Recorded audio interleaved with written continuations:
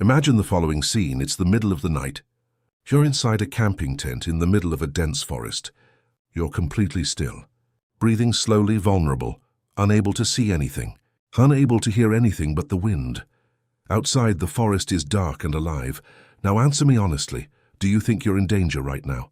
Most people would say yes. After all, you're lying there motionless, defenseless, in wild territory. You look like the perfect prey. It seems like the ideal moment for any predator to strike. But here's the paradox that will completely change how you view wildlife attacks. Most recorded attacks on humans by predators, jaguars, bears, pumas, wolves, do not occur at night. They do not happen when the person is sleeping. They do not happen when the person is quiet, motionless, and vulnerable. It happens during the day, when the person is moving, when they are making noise, when they are apparently in control of the situation. Why? If a sleeping human seems like easy prey, why do so many attacks happen precisely when they are awake and active? The answer involves animal neuroscience, survival strategies, and a concept most people have never heard of. One you'll never forget after today. If you haven't subscribed to the channel yet, do it now. Here we transform science into something you can't stop watching. Think of a trail, not just any trail, one of those that starts with a slightly crooked wooden sign, surrounded by tall grass on both sides, where the cell phone signal disappears within the first 100 meters, and the silence grows increasingly dense as you go further. The sun is still high. You have your backpack on, headphones in your ears, listening to a podcast. The trail is familiar. Other people have been there that same week. You're not afraid.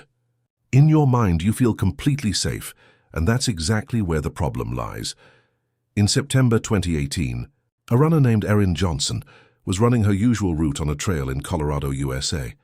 Broad daylight, familiar route, nothing out of the ordinary, until a young mountain lion emerged from the vegetation and attacked her from behind. She survived because she managed to fight back. But the attack happened in a matter of seconds without any warning, during a completely routine activity. In Brazil, records from the Chico Mendes Institute show that most conflicts between jaguars and humans occur during activities such as fishing on riverbanks, walking in forest edge areas, and agricultural work in the early morning or late afternoon, never during rest. In India, leopard attacks in peri-urban areas are mostly nocturnal, but they occur when people are in motion, walking, cycling, leaving their homes, and not when people are sleeping outside. In Alaska and Canada, documented grizzly bear attacks follow a frighteningly consistent pattern. Hikers suddenly appearing around a bend in the trail, fishermen approaching a carcass unaware of a bear's presence, or people unwittingly placing themselves between a female and her cubs. Movement, surprise, approach, territory. These are the real triggers, and when you understand what's behind these triggers, the predator's behavior begins to make disturbing sense. If this video is surprising you, leave a like now. It helps the channel grow and tells me I should make more content like this. And if you know someone who loves hiking or camping, send this video to them now. Here's something most documentaries don't tell you. Predators are not killing machines. They are first and foremost risk managers. An adult lion in the Serengeti spends most of the day sleeping. A jaguar can observe prey for hours without acting. A grizzly bear can sniff out a human camp and simply walk away. Not because it's not hungry, but because a predator's brain is constantly making a silent and sophisticated calculation. The calculation is simple at its core. Is what I gain worth the risk I'm going to take? A wounded predator cannot hunt. A wounded predator dies. So every decision to attack is, in fact, a decision for survival. And humans, even unarmed, represent an unpredictable variable in this calculation. We are noisy, we move in strange ways, we have complex smells, and above all, we react in ways that no other animal reacts. That's why human behavior matters so much. Let's talk about running. When you run in front of a puma, a wild dog or a wolf, you're not fleeing. From the animal's neurological point of view, you are confirming that you are prey. The pursuit instinct, called the predatory chase drive, is automatically activated by the fleeing movement. It's not cruelty. It's neural wiring. The animal doesn't decide to pursue. It simply pursues. Now let's talk about facing it. with bears and cougars, staring directly into their eyes can be interpreted as a threat or a challenge. With certain primates and big cats, prolonged eye contact is a declaration of aggressive intent. In some situations, looking into their eyes saves your life because it demonstrates that you are not easy prey. In others, it can escalate a confrontation that didn't need to happen. The difference lies in the context, and predators read that context with a precision that humans rarely perceive. Then there's the most common and most dangerous mistake of all, approaching puppies. It doesn't matter if the cub seems abandoned. It doesn't matter if it seems to have been alone for hours. The female is nearby, always. And a mother, be it a bear, jaguar, or elephant, who senses a threat to her offspring doesn't calculate the risk. She attacks immediately with everything she has. Research in the field of ethology, the study of animal behavior, shows that attacks motivated by the protection of offspring are consistently more intense and more lethal than attacks motivated by hunger. Because it's not about a meal, it's about the animal's genetic continuity. It's the deepest instinct that exists. And there is yet another factor that few consider: surprising a predator. A bear that didn't hear you coming. A jaguar resting in a shadow you didn't see. A crocodile standing like a log on the riverbank. When you suddenly appear in a predator's personal space, you trigger a response that isn't hunting. It's defense, and defensive responses are often more explosive than predatory responses. In other words, you don't need to look like prey to be attacked. Sometimes simply looking like a threat is enough. All of this explains the attacks during activities, but it still doesn't explain the other side of the paradox. Why is the person sleeping in the tent, seemingly defenseless, often ignored? The first reason is fire. For millennia, fire has meant one thing to wild animals: immediate and unpredictable danger. Even predators at the top of the food chain have developed over generations an instinctive caution in the face of flames. A campfire lit at the campsite is not just a source of heat. It is a chemical and visual signal that tells the surrounding environment that something different, something potentially dangerous, is present there. The second reason is the concentrated human scent. A campsite with several people doesn't smell like an isolated prey. It smells like a group. And groups are unpredictable. Groups react in ways that a solitary predator cannot anticipate. The animal's logic is straightforward. The more unpredictable the target, the greater the risk. The greater the risk, the less worthwhile it is. The third reason is the equipment. Tents, ropes, lanterns, pots, backpacks. All of this creates a set of sensory stimuli that don't exist in the wild. Synthetic smells of plastic, nylon, and metal. Strange sounds when the wind blows against the tarp. Geometric shapes that don't exist in any known prey. For a predator that has learned to recognize hunting patterns over years, a human camp is a sensory enigma. And enigmas, in the logic of survival, are best avoided. The fourth reason is accumulated experience.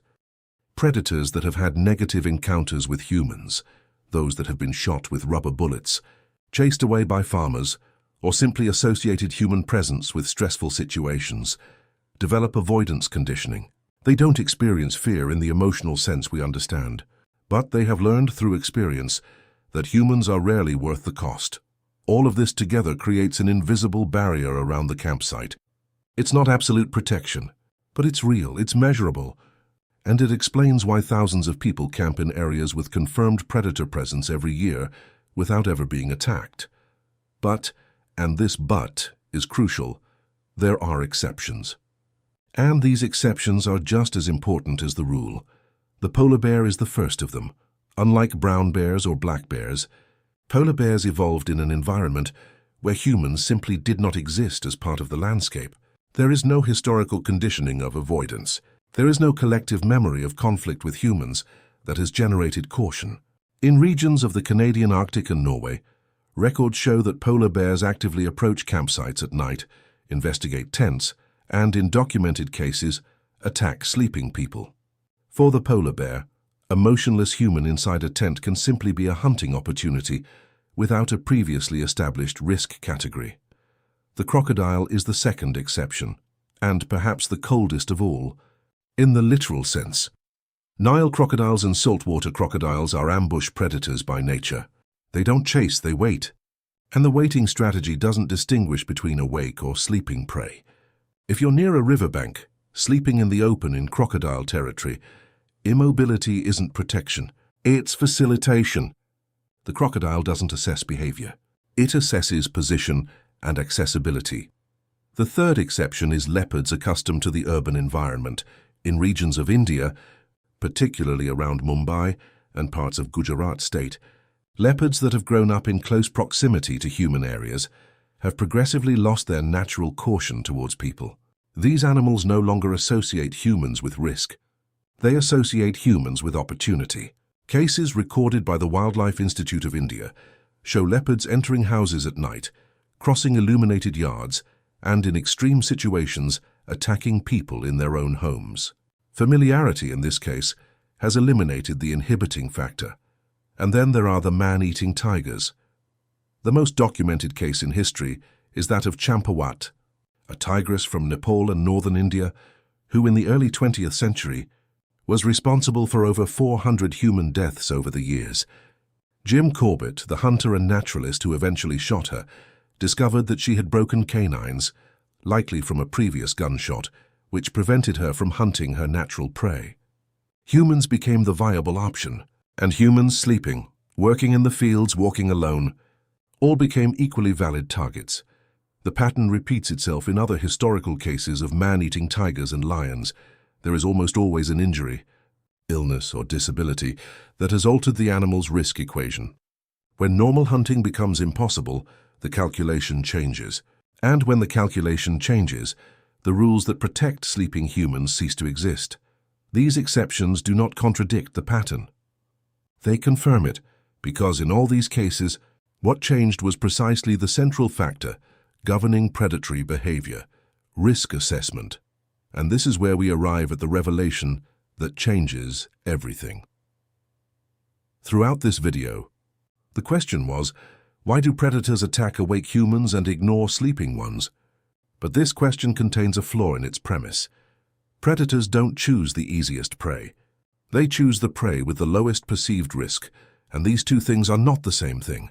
A human sleeping in a camp with a fire, the scent of a group, synthetic equipment, and a history of conflict with humans represents a high risk and an uncertain return. A human running alone on a trail backward, unaware of being watched, represents the exact opposite. Low risk, predictable return. It's not about physical vulnerability. It's about behavioral predictability. And this distinction has a practical implication that goes far beyond camping or hiking. This means that the best protection a human being has against a predator is not armor, not weapons and not speed.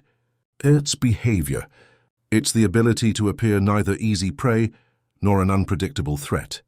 It's existing in the wild in a way that the predator can calculate and decide it's not worth it. Nature is not cruel. It is rational, and understanding this rationality is what separates panic from preparedness. The next time you're on a trail, camping or simply watching a documentary about predators, remember this. The animal watching you isn't thinking about killing you. It's thinking about surviving, just like you.